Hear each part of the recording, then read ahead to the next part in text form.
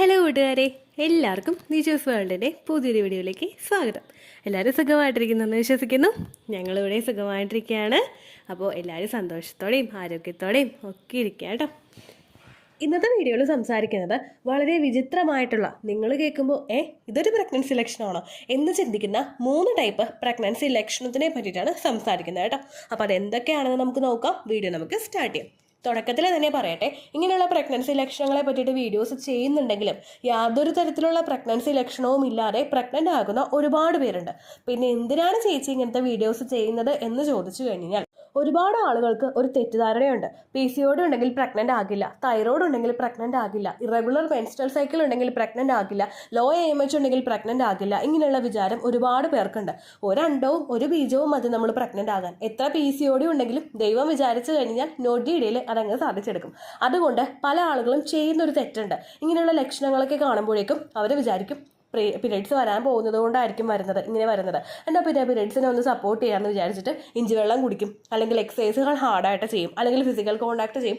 അപ്പോൾ അതേ പീരിയഡ്സ് വരും. എല്ലാവരുടെയും യൂട്രസ് ഒരുപോലെ ആയിരിക്കില്ല. നമ്മൾ മിസ്കാരേജ് ഉണ്ടാക്കണമെന്ന് വിചാരിച്ചിട്ട് ഈ കാര്യങ്ങളൊക്കെ ചെയ്തെന്ന് വിചാരിച്ചിട്ട് മിസ്കാരേജ് ഉണ്ടാവുകയില്ല. പക്ഷേ ഡിഫിക്കൽട്ടി ഉള്ള, അതായത് ഇപ്പോൾ എന്തെങ്കിലും ഫെർട്ടിലിറ്റി ഇഷ്യൂസ് നേരിടുന്നവരൊക്കെ ഇങ്ങനെയുള്ള നിസ്സാരമായിട്ടുള്ള കാര്യങ്ങളൊക്കെ ചെയ്യുമ്പോഴേക്കും അത് ചിലപ്പോൾ നിങ്ങൾക്ക് ബ്ലീഡിങ് ഉണ്ടാവാനായിട്ടും പ്രഗ്നൻസി കിട്ടാതെ പോകാനായിട്ടും ചാൻസസ് ഒരുക്കും. അങ്ങനെയുള്ള ആളുകൾ ഈ ലക്ഷണങ്ങളൊക്കെ ഒന്ന് ശ്രദ്ധിക്കുന്നത് നല്ലതായിരിക്കും. പീരിയഡ്സിന് മാത്രമല്ല, പ്രഗ്നൻസി സമയത്തും ഈ ലക്ഷണങ്ങൾ ഉണ്ടാകും എന്നൊരു അവബോധം ഉണ്ടാക്കാൻ വേണ്ടിയിട്ടാണ് ഇങ്ങനെയുള്ള വീഡിയോസ് ഒക്കെ ചെയ്യുന്നത് കേട്ടോ. ഇതിനാരും പേഴ്സണലായിട്ട് എടുക്കണ്ട. വീഡിയോസ് കാണുന്നുണ്ടെങ്കിൽ കാണുക, ജസ്റ്റ് അത് വിടുക. ആ ലക്ഷണങ്ങൾ വരുന്നുണ്ടെങ്കിലും വരുന്നില്ലെങ്കിലും ശരീരം ശ്രദ്ധിക്കുക. അതുപോലെ തന്നെ എക്സ്പെക്റ്റഡ് പീരിയഡ് ഡേറ്റിൽ ബ്ലീഡിങ് വരുന്നുണ്ടോ എന്ന് നോക്കുക. ബ്ലീഡിങ് കുറവാണ് പോകുന്നതെങ്കിൽ, അതായത് പ്രീവിയസ് മന്ത് നിങ്ങൾക്ക് ഉണ്ടായതിനെ അപേക്ഷിച്ച് ബ്ലീഡിങ് വളരെ കുറവാണെങ്കിൽ കാർഡ് മേടിച്ചിട്ട് 5 ദിവസമെങ്കിലും കഴിഞ്ഞ് രാവിലെ ആദ്യത്തെ യൂറിൻ എടുത്തിട്ട് നിങ്ങൾ പ്രഗ്നൻസി ടെസ്റ്റ് ചെയ്ത് നോക്കുക കേട്ടോ. അപ്പോൾ ഈ ലക്ഷണങ്ങൾ എന്തൊക്കെയാണെന്ന് നമുക്ക് നോക്കാം. വീഡിയോ നമുക്ക് സ്റ്റാർട്ട് ചെയ്യാം. ഏറ്റവും ആദ്യത്തെ 2 ലക്ഷണങ്ങൾ ഉണ്ടാകുന്നത് നിങ്ങളുടെ വായയുടെ അകത്താണ്. ഏറ്റവും ആദ്യത്തേതെന്ന് പറയുന്നത് മോണയ്ക്ക് നമുക്ക് അനുഭവപ്പെടുന്ന വേദന. രണ്ടാമത്തേതെന്ന് പറയുന്നത് മോണയിൽ നമുക്കുണ്ടാവുന്ന ബ്ലീഡിങ്. ഇത് രണ്ടും പല്ലുവേദന ഉണ്ടാകുമ്പോൾ നമുക്കുണ്ടാവുന്ന ലക്ഷണങ്ങളാണ്. ഇത് പ്രഗ്നൻസി ലക്ഷണമാണോ എന്ന് ചോദിച്ചു കഴിഞ്ഞാൽ തീർച്ചയായിട്ടും പ്രഗ്നൻ്റ് ആകുന്ന സമയത്ത് നമ്മളുടെ ശരീരത്തിലെ ഓരോ ഭാഗത്തും ആ പ്രഗ്നൻസി ഹോർമോൺസ് കൂടുന്നത് കൊണ്ടുള്ള വ്യത്യാസങ്ങളും കുഞ്ഞ് വളരുന്നത് കൊണ്ടുള്ള വ്യത്യാസങ്ങളും കാണാനായിട്ടും നമുക്ക് നേരിട്ട് ഫേസ് ചെയ്യാനായിട്ടും ഒക്കെ സാധിക്കും. ഇവിടെ നമുക്ക് ഗമ്മിൽ പെയിനും ഗമ്മിൽ ബ്ലീഡിങ്ങും ഉണ്ടാകുന്നത് ഇതുപോലെ പ്രഗ്നൻസി ഹോർമോൺസ് ഇൻക്രീസ് ആകുന്നത് കൊണ്ടാണ്. പ്രഗ്നൻ്റ് ആകുന്ന സമയത്ത് നമ്മളിൽ ഒരുപാട് ഹോർമോൺസിൻ്റെ ഹൈക്ക് വരുന്നുണ്ട്. നോർമലായിട്ട് പോയിക്കൊണ്ടിരുന്ന വെച്ചാൽ പല ഹോർമോൺസും ഇൻക്രീസ് ആകും, പലതിൻ്റെ പ്രവർത്തനങ്ങൾ റിഡ്യൂസ് ആകും. ഇങ്ങനെ പല പല ആക്ടിവിറ്റീസ് ശരീരത്തിൽ ഉണ്ടാകുന്നുണ്ട്. നമ്മൾ പ്രഗ്നൻ്റ് ആകുമ്പോഴുണ്ടാകുന്ന ഹോർമോൺസിൻ്റെ സർജ് കൊണ്ടും പ്രഗ്നൻ്റ് ആകുന്ന സമയത്ത് നമ്മളുടെ ശരീരത്തിൽ സംഭവിക്കുന്ന ആ ഒരു ബ്ലഡ് സർക്കുലേഷൻ വർദ്ധിക്കുന്നത്, അതായത് നോർമലി നമുക്ക് എത്രത്തോളമാണോ ബ്ലഡ് സർക്കുലേഷൻ പോകുന്നത് അതിനേക്കാളും കുറച്ചധികം പെർസെൻറ്റേജ് നമ്മളുടെ ശരീരത്തിൽ പ്രഗ്നൻ്റ് ആകുന്ന സമയത്ത് ബ്ലഡ് സർക്കുലേഷൻ ഇൻക്രീസ് ചെയ്യാറുണ്ട്. ഇങ്ങനെ സർക്കുലേഷൻ ഉണ്ടാകുന്നതിൻ്റെ ഭാഗമായിട്ട് നിങ്ങളുടെ മോണയും അതുപോലെ ശരീരത്തിലെ ഓരോ അവയവങ്ങളും സെൻസിറ്റീവായി പോകും. അതായത് ജസ്റ്റ് ഒന്ന് തൊട്ടാൽ തന്നെ വേദന അനുഭവപ്പെടുന്ന ഒരവസ്ഥ, അതാണ് സെൻസിറ്റീവ് ആവുക. അങ്ങനെ ആവുന്നതിൻ്റെ ഭാഗമായിട്ടും നിങ്ങൾക്ക് മോണയിൽ വേദനയും അതുപോലെ ഗമ്മിൽ ബ്ലീഡിങ്ങും ഉണ്ടാകാനായിട്ട് ചാൻസ് ഉണ്ട്. അതുപോലെ തന്നെ പ്രഗ്നൻ്റ് ആകുന്ന സമയം നമ്മളുടെ ശരീരത്തിലെ ക്യാവിറ്റീസ് കൂടുതലായിട്ട് ഫോം ചെയ്യാനായിട്ട് ചാൻസ് ഉള്ള സമയമാണ്.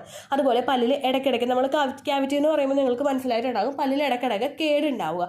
അപ്പോൾ അങ്ങനെയൊക്കെ ഉണ്ടാവുന്ന സമയത്ത് കേട് ഓൾറെഡി പല്ലിലുണ്ടെങ്കിൽ അത് കുറേയും കൂടി അതിൻ്റെ സിറ്റുവേഷൻ വേഴ്സ് ആവാനായിട്ട് പ്രഗ്നൻസി സമയത്ത് ചാൻസ് ഉണ്ട്. അപ്പോൾ അതുകൊണ്ട് അങ്ങനെയൊക്കെ ഉള്ളവർക്കൊക്കെ എന്ന് പറയുന്നത് പ്രഗ്നൻസി സമയത്ത് ബ്രഷ് തൊടുമ്പോൾ തന്നെ വായിൽ വേദന ഉണ്ടാകും, അല്ലെങ്കിൽ ബ്ലീഡിങ് വരും. ഇപ്പോൾ നമ്മൾ ബ്രഷ് ചെയ്യണ്ട, എന്തെങ്കിലും ഭക്ഷണം കഴിക്കുമ്പോൾ തന്നെ പല്ലിലെ വേദനയും അസ്വസ്ഥതയും ഉണ്ടാവുക, തണുത്ത വെള്ളമൊന്നും വായിലോട്ട് കടക്കാനേ പറ്റാത്ത ഒരു സിറ്റുവേഷൻ ഉണ്ടാവുക, അതെല്ലാം നമുക്ക് കൂടി വരാനായിട്ട് ചാൻസ് ഉണ്ട്. ഇപ്പോൾ പ്രഗ്നൻസിയുടെ ആ ഹോർമോൺ സർജ് കൊണ്ടും അതുപോലെ ബ്ലഡ് സർക്കുലേഷൻ കൂടിയത് കൊണ്ടുമാണ് നിങ്ങൾക്ക് ഇങ്ങനെ അനുഭവപ്പെടുന്നതെങ്കിൽ അത് ഒരു സെക്കൻഡ് ട്രൈമസ്റ്ററൊക്കെ ആകുമ്പോഴേക്കും കുറച്ചൊന്ന് കുറയും. അതുപോലെ ഡെലിവറി ആയി കഴിഞ്ഞിട്ട് ഒരു 2 മാസമൊക്കെ കഴിയുമ്പോഴേക്കും കംപ്ലീറ്റ് ആയിട്ട് ആ സിറ്റുവേഷൻ ക്യൂർ ആകും. എന്നാൽ നേരെ മറിച്ച് പല്ലിൽ കേടുള്ളത് കൊണ്ടാണ് അത് വന്നതെങ്കിൽ ആ സിറ്റുവേഷൻ കുറച്ചങ്ങോട്ട് വേഴ്സ് ആയി പോകാനായിട്ട് ചാൻസ് ഉണ്ട്. അപ്പോൾ അതുകൊണ്ട് ആ ഒരു കേട് മാറ്റി കഴിഞ്ഞിട്ട് നിങ്ങൾ മുമ്പോട്ട് പോയി കഴിഞ്ഞാൽ പിന്നെ ആ വേദനയൊക്കെ കുറയുള്ളൂ കേട്ടോ. പ്രഗ്നൻസി സമയത്ത് നമ്മൾ മസ്റ്റായിട്ട് കൺസിഡർ ചെയ്യേണ്ട ഒരു കാര്യമുണ്ട്. ഞാൻ പറഞ്ഞതുപോലെ ഓൾറെഡി നമുക്ക് പല്ലിൽ കേടൊക്കെ ഉണ്ടാവാനായിട്ട് ചാൻസ് ഉള്ള സമയമാണ്. ഇൻ കേസ് നിങ്ങളുടെ പല്ലിൽ കേടുണ്ടെങ്കിൽ അതൊന്ന് റിമൂവ് ചെയ്യുക കേട്ടോ. ഇംപ്ലാന്റേഷൻ നടക്കുന്നതിന് മുൻപുള്ള സമയത്ത് നിങ്ങളത് ചെയ്യുന്നതായിരിക്കും നല്ലത്. കാരണം ആ ഒരു സമയത്ത് ഇംപ്ലാന്റേഷനിൽ നിങ്ങൾക്ക് പ്രഗ്നൻസി സക്സസ്ഫുൾ ആയിട്ടുണ്ടെങ്കിൽ പിന്നീട് അങ്ങോട്ടേക്ക് നമുക്ക് ആ ഒരു കേട് വരുന്ന സമയത്ത് പല്ല് പറിക്കാനും ഒക്കെ മറ്റും വേണ്ടിയിട്ട് അൺവാണ്ടഡ് ആയിട്ട് നമുക്ക് അനസ്തേഷ്യ എടുക്കേണ്ടതായിട്ട് വരും. നമ്മൾ നേരത്തെ തന്നെ തീരുമാനിച്ചു കഴിഞ്ഞാൽ ആ സിറ്റുവേഷൻ നമുക്ക് മാറ്റാനായിട്ട് സാധിക്കുമായിരുന്നു. അങ്ങനെയുള്ള കാര്യങ്ങൾ നിങ്ങൾ കൃത്യമായിട്ട് ആ സിറ്റുവേഷനൊക്കെ മാറ്റാനായിട്ട് ശ്രദ്ധിക്കുക കേട്ടോ. അതുപോലെ തന്നെ പല്ലിലെ വേദനയും ബുദ്ധിമുട്ടും ഒക്കെ അനുഭവപ്പെടുമ്പോഴേക്കും ആ വേദന കൺട്രോൾ ചെയ്യാൻ വേണ്ടിയിട്ട് നിങ്ങൾ പെയിൻ കില്ലേഴ്സ് ഒരുപാട് ഉപയോഗിക്കാനായിട്ട് പാടില്ല. ഒരു ഡെന്റിസ്റ്റിനെ കണ്ടിട്ട് ഈ ഒരു സിറ്റുവേഷൻ ഉണ്ടെങ്കിൽ അത് പറഞ്ഞതിന് ശേഷവും നിങ്ങൾ പ്രഗ്നൻ്റ് ആണെന്നുള്ള കാര്യം റിവീൽ ചെയ്തതിന് ശേഷം മാത്രമേ മെഡിസിൻ എടുക്കാൻ പാടുള്ളൂ. നേരത്തെ ഡോക്ടറെ കണ്ട് മേടിച്ചു വെച്ചിട്ടുള്ള മെഡിസിനോ മെഡിക്കൽ സ്റ്റോറിൽ നിന്ന് മേടിക്കുന്ന മെഡിസിനോ ഡയറക്റ്റ് ആയിട്ട് ഇംപ്ലാന്റേഷൻ നടക്കുന്ന സമയത്തോ പ്രഗ്നൻസി പോസിറ്റീവ് ആകുന്ന സമയത്തോ യൂസ് ചെയ്യാനായിട്ട് പാടില്ല കേട്ടോ. രണ്ടാമത്തെ പ്രഗ്നൻസി ലക്ഷണം എന്ന് അനുഭവപ്പെടുന്നത് നമ്മളുടെ ആ ഒരു ഇരിക്കുന്ന പോർഷൻ, നമ്മുടെ ബട്ടോക്സ് ഏരിയയിലാണ് ഈ ഒരു വേദന നമുക്ക് അനുഭവപ്പെടുന്നത്. ഇത് പ്രഗ്നൻസി ലക്ഷണമാണോ എന്ന് ചോദിച്ചു കഴിഞ്ഞാൽ തീർച്ചയായിട്ടും അതെ, ഇത് ഒരു പ്രഗ്നൻസി ലക്ഷണമാണ്. ഒരുപാട് നേരം ഇരിക്കുന്ന സമയത്തായിരിക്കും നമുക്ക് ഈ ഒരു വേദനയും ബുദ്ധിമുട്ടും ഒക്കെ അനുഭവപ്പെടുന്നത്. കുറേ അധികം നേരം നമ്മൾ ഇരുന്നിട്ട് ജോലി ചെയ്യുന്ന ആളുകൾ, അതായത് പുറത്ത് ജോലിക്ക് പോകുന്ന ആളുകൾ, ഇപ്പോൾ വീട്ടിലുള്ള വീട്ടമ്മമാരാണെങ്കിൽ തന്നെ പച്ചക്കറി അരിയാനോ മറ്റെന്തെങ്കിലുമൊക്കെ ചെയ്യാൻ വേണ്ടിയിട്ട് ഒരുപാട് നേരം ഇരിക്കുന്നുണ്ടെങ്കിൽ നമുക്ക് അങ്ങനെ ഇരിക്കാൻ പറ്റാത്ത ഒരു സിറ്റുവേഷൻ വരിക. ഇപ്പോൾ ഓൾറെഡി കോൺസ്റ്റിപ്പേഷൻ്റെ ബുദ്ധിമുട്ടൊക്കെ ഉള്ളവർക്ക്, പൈൽസിൻ്റെ ബുദ്ധിമുട്ടൊക്കെ ഉള്ളവർക്ക് ഈ ഒരു സിറ്റുവേഷൻ ചിലപ്പോൾ ഉണ്ടാകാനായിട്ട് ചാൻസ് ഉണ്ട്. എന്നാൽ അങ്ങനെ ഒന്നും ഇല്ലാത്ത ഒരാളാണ് നിങ്ങളെങ്കിൽ പെട്ടെന്ന് ഈ ഒരു ബുദ്ധിമുട്ട് അനുഭവപ്പെടുന്നുണ്ടെങ്കിൽ അത് പ്രഗ്നൻസി ആകാനായിട്ടും ചാൻസ് ഉണ്ട്.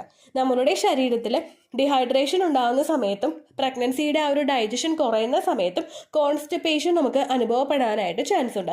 ആ കോൺസ്റ്റിപ്പേഷൻ കൂടി വരികയാണെങ്കിൽ, അതായത് വയറിൽ നിന്ന് കൃത്യമായിട്ട് മോഷൻ പോകാത്ത ഒരു സിറ്റുവേഷൻ നമുക്ക് വരികയാണെങ്കിൽ, അങ്ങനെ വരുമ്പോഴും ഒരുപാട് നേരം ഇരിക്കുമ്പോൾ നമുക്കൊരു ഡിഫിക്കൽട്ടീസ് ഉണ്ടാകാനായിട്ട് ചാൻസ് ഉണ്ട്. രണ്ടാമത്തേതെന്ന് പറയുന്നത് ഇംപ്ലാന്റേഷൻ നടക്കുന്ന സമയത്ത് നമുക്ക് കുറച്ചൊരു പ്രഷർ എഫക്റ്റ് ശരീരത്തിൽ ഉണ്ടാകാം. കുഞ്ഞു ഗ്രോ ആകുന്നതിനും മറ്റുമായിട്ട് റിലാക്സിൻ ഹോർമോൺ ശരീരത്തിൽ ഉണ്ടാകുമ്പോഴും അതുപോലെ യൂട്രസ് പിന്നീട് അങ്ങോട്ടേക്കുള്ള ശരീര അവയവങ്ങളൊക്കെ പുഷ് ചെയ്യുന്നതിൻ്റെ ഭാഗമായിട്ട് നിങ്ങൾക്ക് അടിവയറിന് താഴോട്ടുള്ള പോർഷനിൽ വേദനയും അസ്വസ്ഥതയും ഒക്കെ കണ്ടിന്യൂസ് ആയിട്ട് അനുഭവപ്പെടാനായിട്ട് ചാൻസ് ഉണ്ട്. പ്രഗ്നൻസിയുടെ ഒരു ഫസ്റ്റത്തെ ട്രൈമസ്റ്ററൊക്കെ ആകുമ്പോഴേക്കും നിങ്ങൾക്ക് ഈ വേദന വിസിബിൾ ആയിട്ട് തന്നെ നിങ്ങൾക്ക് മനസ്സിലാവുകയും ചെയ്യും. ദെൻ പിന്നീട് അങ്ങോട്ടേക്ക് പോകും തോറും നിങ്ങൾ ആ ശരീരം അതുമായിട്ട് പൊരുത്തപ്പെടുകയും ആ ഒരു വേദന ഇതുകൊണ്ടാണെന്നുള്ള കാര്യം നമ്മൾ മനസ്സിലാക്കി എടുക്കുകയും ചെയ്യുന്നു. പക്ഷേ തുടക്ക സമയത്തെന്ന് പറയുമ്പോഴേക്കും ഈ ഒരു അസ്വസ്ഥത ഉണ്ടാകുമ്പോഴേക്കും അതിൻ്റെ റീസൺ അന്വേഷിച്ച് പലരും സഞ്ചരിക്കാറുണ്ട്. അപ്പോൾ ഇതാണ് അതിൻ്റെ ഒരു റീസൺ എന്ന് പറയുന്നത്. നമുക്ക് കൂടുതൽ പ്രഷർ വരുന്നതിൻ്റെ ഭാഗമായിട്ട്, പെൽവിക്കിൻ്റെ ഭാഗത്ത് കൂടുതൽ പ്രഷർ അനുഭവപ്പെടുന്നതിൻ്റെ ഭാഗമായിട്ടും ഇതേ എഫക്റ്റ് കീഴ്പോട്ടേക്കുള്ള ശരീരഭാഗത്തിലോട്ടും പോകുന്നത് കൊണ്ടാണ് ഇങ്ങനെ ബട്ടോക്സിൽ നിങ്ങൾക്ക് പെയിൻ അനുഭവപ്പെടുന്നത്. അങ്ങനെയുള്ള സിറ്റുവേഷനിൽ പിന്നെയും ശരീരത്തിനെ കൂടുതൽ ടയേർഡാക്കാൻ വേണ്ടിയിട്ട് ഒരുപാട് നേരം അങ്ങോട്ട് ഇരിക്കാതെ കുറച്ചു നേരം എഴുന്നേറ്റ് നടക്കാനോ അല്ലെങ്കിൽ കുറച്ചു നേരം ഒന്ന് കിടക്കാനായിട്ടോ നിങ്ങൾ ശ്രദ്ധിക്കുക. അതുപോലെ തന്നെ പ്രഗ്നൻ്റ് ആകുന്ന സമയങ്ങളിൽ ധാരാളം വെള്ളം നിങ്ങൾ കുടിക്കുക. എത്രത്തോളം കുടിക്കാൻ പറ്റുമോ അത്രത്തോളം നിങ്ങൾ കുടിക്കുക. എന്ന് വെച്ചിട്ട് 3 ഗ്ലാസ്സേ കുടിക്കാൻ പറ്റുള്ളൂ എന്ന് നിങ്ങൾ പറയരുത് കേട്ടോ.